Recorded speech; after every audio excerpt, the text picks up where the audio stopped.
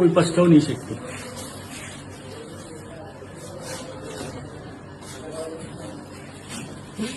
Fan লাগবে না, ফ্যানও আছে। একটা দিন শুরু করে ফ্যান লাগবে। আর আমারও জমিদারের ফ্যান আমি চালাই দিচ্ছি 10 বছর।